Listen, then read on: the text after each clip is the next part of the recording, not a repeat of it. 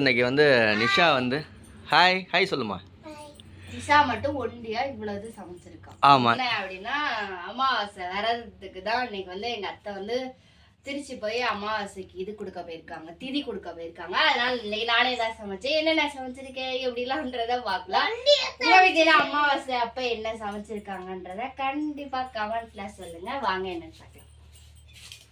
First சாதம், ரெண்டாவது பருப்பு கடைசல். நம்ம நேற்று வந்து அன்னதானத்துக்கு சாம்பார் வச்சிருந்தோம்ல, அதே நம்ம வீட்டுக்கும் வச்சுக்கிட்டோம். வீட்டுக்கும் வச்சுக்கிட்டியா? வீட்லயும் சாம்பார் வச்சிருந்தோம், அதனால இன்னைக்கு வேற பருப்பு கடைசல். பருப்பு கடைசலா வச்சிருக்கேன். அவங்க என்ன நினைச்சுக்காங்க, நேற்று வச்ச சாம்பார் அப்படியே வச்சுக்கிட்டாங்க போல இருக்குன்னு.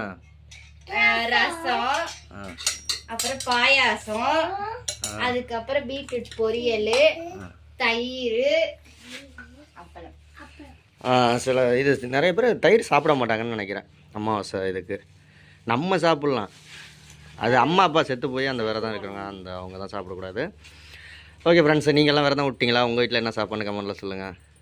இது மாதிரி ஷார்ட்ஸ் வீடியோலாம் நிறையா பார்க்கணுன்னா நிஷா விலாக் சேனலை ஃபாலோ பண்ணுங்கள். ஷார்ட்ஸ்லையும் வீடியோ வரும். ஓகே பாப்பா, செல்வா விலாகையும் அப்படியே சப்ஸ்கிரைப் பண்ணிடுங்க. அதானே சொல்ல வந்த. Very good. ஓகே ஃப்ரெண்ட்ஸ், பாய். நாங்களாம் சாப்பிட போகிறோம். பாய்.